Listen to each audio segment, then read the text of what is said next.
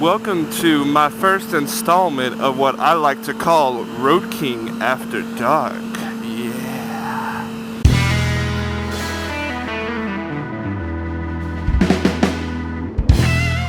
We're gonna get a little wild, get a little crazy, maybe in future episodes. First episode, which is really no different than any other vlog I would do. It just so happens that I'm doing it at dark. Anyway, so I know it's been a while since I put out a video. I'm really sorry, guys. Like, this whole I just haven't been able to record a video in a while, and so I figured I would use tonight, because I kind of got the kick in the butt from a few other vloggers, to get me a video back out. And because I do this for you guys, because I love you guys and I want to entertain y'all, so we're gonna get into it. So pretty much Road King After Dark is going to consist of me vlogging at night while riding to work, since that's pretty much the main time I really get to ride. But so I'm riding to work, and I had this idea that, you ever think of like what you wanted to do when you were younger? Like, I remember, you were in elementary school and such, and people always ask, oh, what do you want to be when you grow up? What do you want to be when you grow up? And I know when I was younger, I've always been good at math and science. Nerds! Like, I can ramble out the quadratic formula. I can find derivatives of different equations. I can give you the products of different reactions based on the chemical properties, as well as your reactants that you start out with. I'm really good at math and science. I was horrible in like English and stuff like that. Like, I can do all that stuff, but I cannot tell you the difference between an adjective and an adverb. I am really horrible with sentence structure. There's times my grammar is horrible, and it got really bad. But so when I was younger, I can remember I always wanted to be in the science field. Well, I take that back. I was torn, and I was torn because I love science and I love music.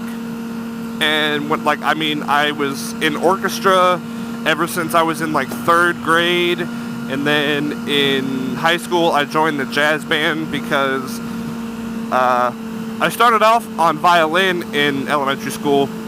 And in like 7th or 8th grade, I hit a growth spurt.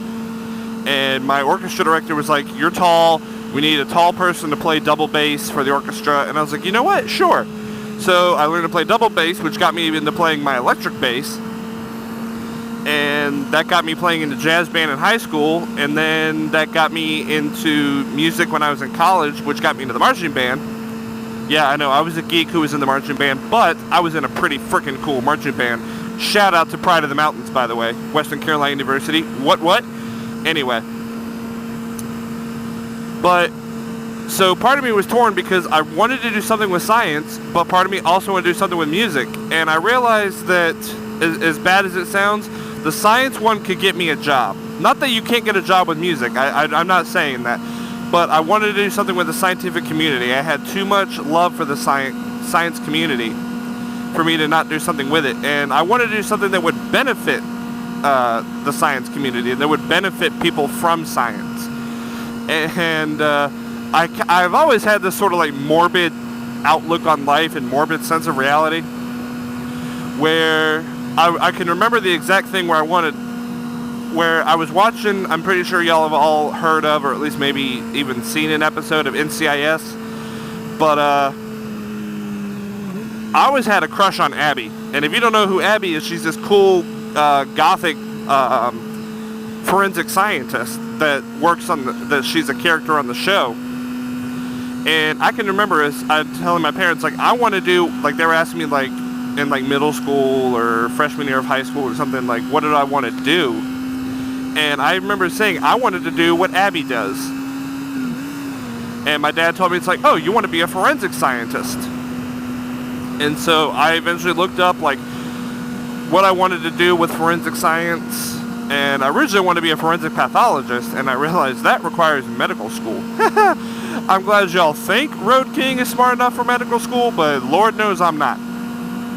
So then I realized I want to be a forensic chemist. And I mentioned that whole morbid sense of reality and, morbid outlook on life because I realized that when you deal with forensic science, you're dealing with, crimes. You're dealing with, a lot of times, most of the time, the crime you're dealing with is murder, death, shit like that. And I realized that as long as people keep dying or as long as people keep killing each other, I would have a job. I know that sounds really, really bad, but that was just the way I looked at it. In this day and age, you got to worry about job security. But so I realized what I wanted to do, and I found the school to go to for it, and I got my degree for it. And so now I'm kind of doing something similar that will at least get me into that forensic field. Right now I do forensic toxicology. So for all you people who do drugs, I don't recommend it, but I'm not gonna, condemn you for it. But for you people that do drugs and shit, and you got to submit to a drug test, hi, you send your pee to me, and I look at it.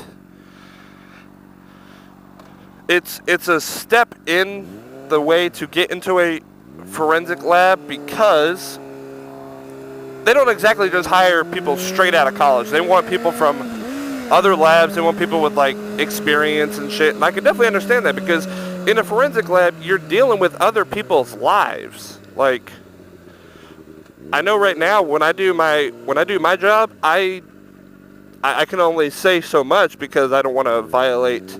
I have certain governing bodies and such that I have to abide by, and I can't reveal personal information. Granted, there's really no personal information that comes with the samples that I look at. But needless to say, when I'm at work, I'm dealing with people's lives.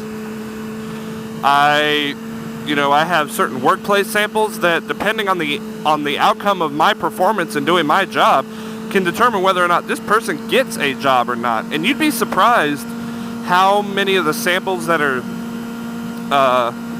for higher up jobs, because we have certain ones that we know that they're for a more sensitive job kind of deal, that these things come out positive, and you're like, holy shit.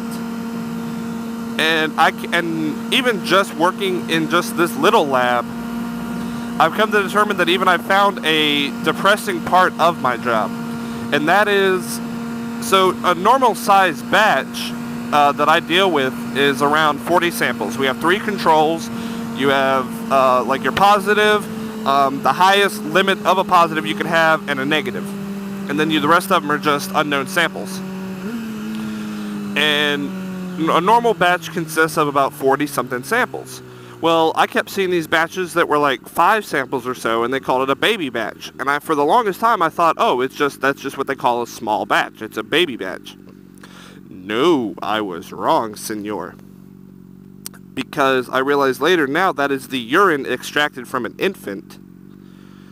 And more than likely, those samples are always handled very, very carefully and very specifically. Because it's not like we can get a lot of it. It's not like we can, ask the baby to pee again. More than likely, this was urine extracted from a urine's diaper or something. Or extracted from an infant's diaper. And it's not like we can go and ask the infant, to go and pee again. But more than likely, those samples are always taken with priority.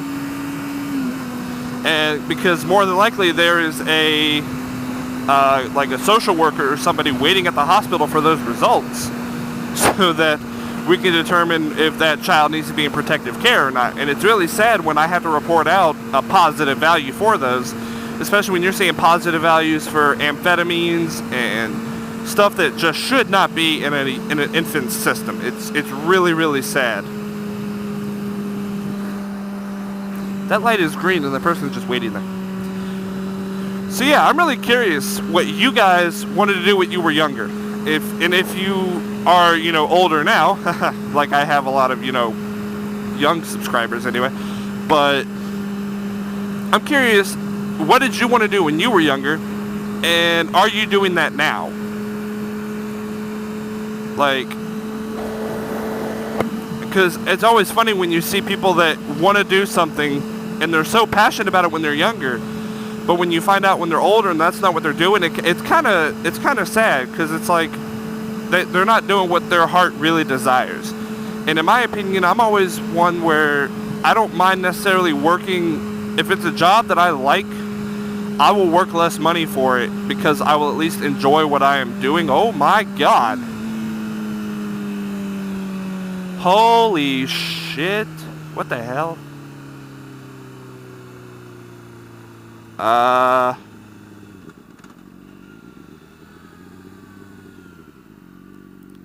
Well, this is holy shit.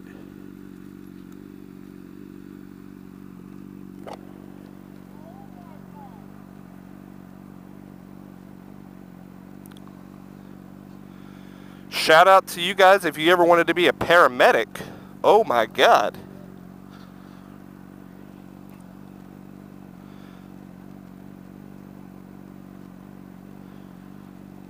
Well, this is fun because I got to figure out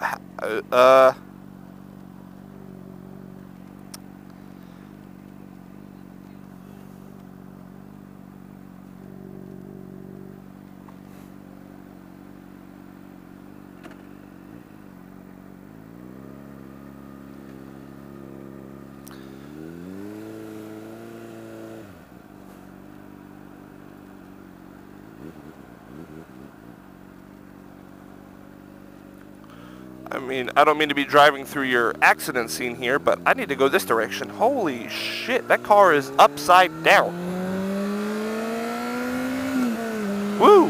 Man, y'all need to drive safe out there, seriously. Like, that was intense.